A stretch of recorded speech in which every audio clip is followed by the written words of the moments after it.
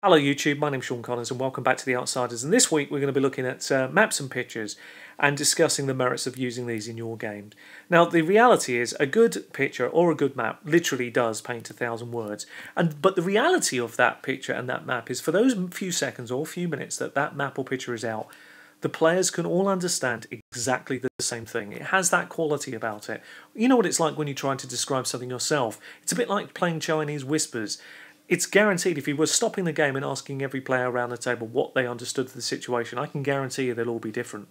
But when you have a picture or a map to show people, they all can immerse themselves immediately in that. Now it gets obviously deeper because if you can use pictures and maps that have hidden symbols or heraldry or watermarks or anything in them, the game takes a life of its own as that information the player discovers is huge. It's not them having to roll any dice whatsoever. They can pull those facts from the information that you've provided. So what better use could there be than to provide these things round the table? Now, of course, since I last did the last DM's Tips program, in terms of when I first did maps and pictures as a DM's Tips program, at least 2 years ago now, of course, laptops, iPads, tablets themselves have again come on leaps and bounds. I find myself that the iPad, which is I generally use around my table, is unobtrusive, it's useful, it doesn't get in the way of the gaming table. It's not like the old days where you might have a few players, and I'm not saying I did this in any of my games because we certainly didn't. I don't like the idea of having laptops all around the table, but I can see the benefit of having an iPad for character sheets and things like that. It's fine, it's as good as paper and sometimes better. But really where it comes into its own is when you want to show the players monsters or creatures. Naturally, it's very easy to show them the creature. You don't have to explain what it looks like. They can see it for themselves and deduce what they believe it to be. And that's a fantastic quality of an iPad. And of course, what you can also do is expand upon any map you might have, and the players are able to zoom in and zoom out. And that's another great quality of something like this. So of course, these products are worth using if you have them, or anything like them. Even a good phone will do the same job these days. The quality of the screens is so good.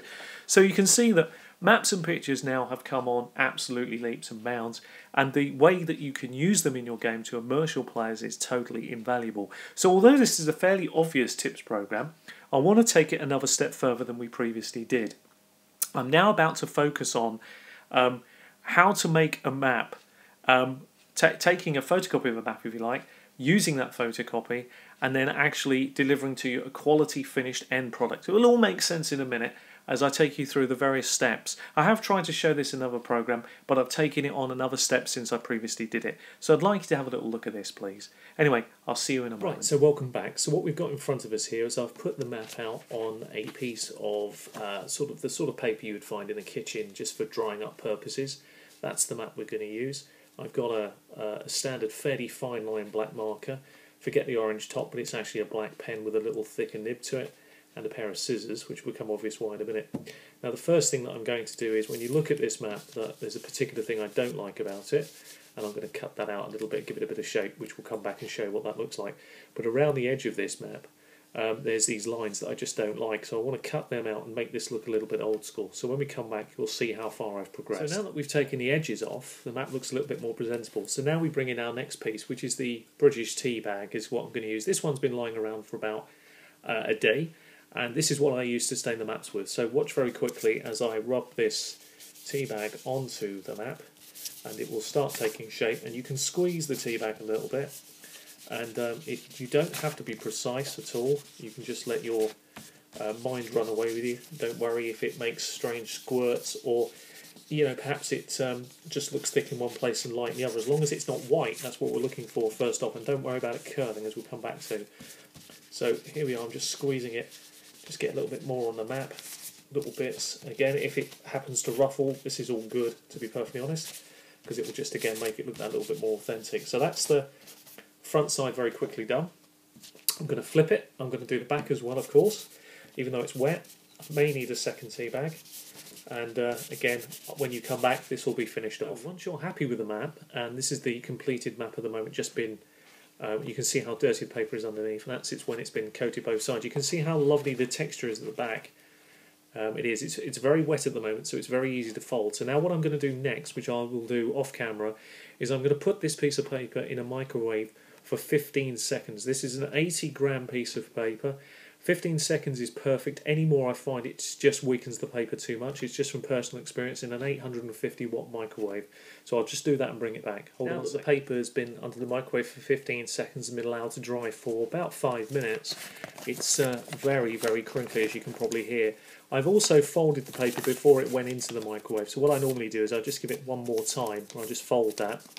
And then what I do now is very simply this. I get my pen, this particular pen, and I will start scoring along the very edge of this. Now this is a very laboriously tiresome job, so what I will do is I will start doing that now. Hopefully you'll just see a few bits on it, and when you come back I'll have that completed, and then you'll see the difference to the piece of paper. So that will take me about 2 or 3 minutes to do, so I'll be back as quickly as I can. So as you can see, we're pretty much near the end of blackening off the edges. I kind of quite like it because it draws your way away from the edge of the map. Don't worry about any mistakes. Things like, for example, here, that would look like it's been a mistake. I just coloured it in, I didn't worry about it and followed it through. Now this fine marker now, what we're going to do with that is I'll just try and turn this around so you can see a few bits where you could use your fine marker.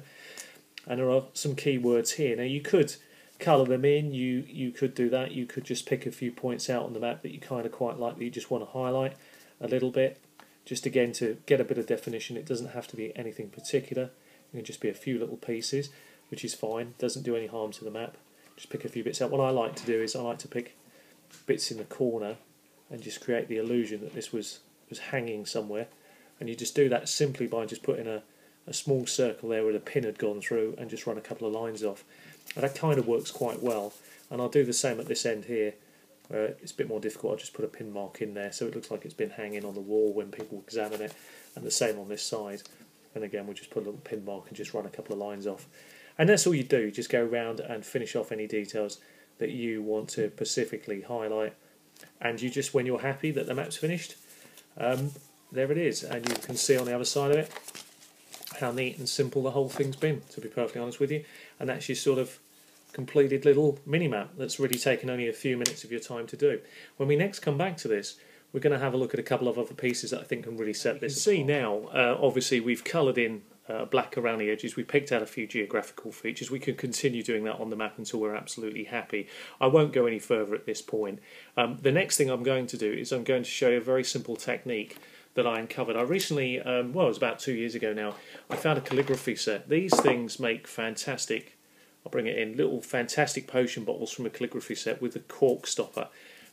Yeah, I have filled them full of liquid before, but they're absolutely brilliant. Now, what often comes with these sets is this. So you actually get a proper wax seal and a piece of wax. Now, obviously, when you're dealing with wax, I'll just give the caution out. I know we're not dealing with generally children, but obviously this is quite hot when you have to warm it. You normally under using a match or a lighter, and you're looking for dripping wax. So obviously, if you are quite young, then obviously seek out an adult when you attempt to do this. But for everybody else, this is a fairly straightforward matter. You're going to fold your paper and apply a wax seal finish.